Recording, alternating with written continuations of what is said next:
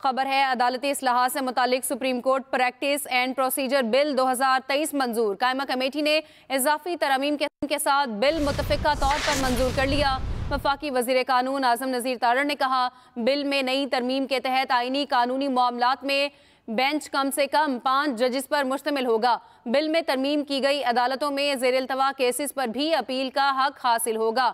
آپ کو بتا رہے ہیں عدالتی اصلاحات سے متعلق supreme court practice and procedure bill 2023 منظور۔ قائمہ کمیٹی نے اضافی ترامیم کے ساتھ بل متفقہ طور پر منظور کر لیا۔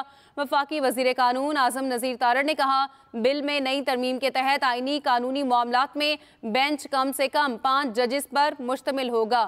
بل میں ترمیم کی گئی عدالتوں میں زیر التوا کیسز پر بھی اپیل کا حق حاصل ہوگا۔ بات کریں گے وقاص احمد ہمارے ساتھ موجود ہیں۔ وقاص، اس بارے میں آگاہ کیجیے گا۔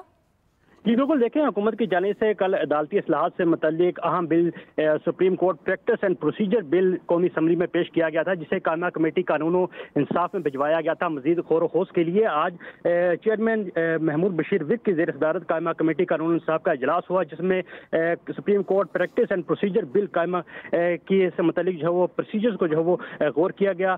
وفاقی وزیر اعظم نذیر تارڑ وزیر قانون جو ہے وہ آج اس کمیٹی میں پیش ہوئے اور اس بل کے مجوزہ بل کے اہم نکات پر روشنی ڈالی۔ ان کی جانب سے یہ بھی کہا گیا کہ اس بل میں جو کل قومی اسمبلی میں پیش کیا گیا تھا 2 اہم ترامیم کی گئی ہیں، اور اس نئی ترامیم کے تحت بل میں جو ترامیم کی گئی ہیں ان کے تحت عدالتوں میں جو زیر التوا کیسز ہیں ان میں بھی اپیل کا حق حاصل ہوگا، جبکہ جو آئینی اور قانونی معاملات ہیں ان پر کم سے کم اعلیٰ عدلیہ کا جو بینچ ہے وہ 5 ججز پر مشتمل ہوگا۔ اس کے ساتھ ساتھ وفاقی وزیر قانون کی جانب سے کمیٹی میں یہ بھی کہا گیا کہ بل کو کل قومی اسمبلی میں پیش کیا گیا تھا۔ بل کا مقصد پروسیڈنگ کے عمل کو شفاف بنانا ہے۔ انہوں نے یہ بھی کہا کہ آرٹیکل 184(3) کا ماضی میں جو بے دریغ استعمال کیا گیا، سابق چیف جسٹس کی جانب سے جو اس کا بے دریغ استعمال کیا گیا، تیل کی شیشی نکلنے پر کہیں از خود نوٹس لے لیا گیا، تو کہیں گلی محلوں میں پانی کھڑا ہونے پر جو از خود نوٹس کا اختیار استعمال کیا گیا، اس کو ریگولیٹ کرنے نوٹس کا بے دریغ استعمال کیا گیا۔ وقاص، آپ ہمیں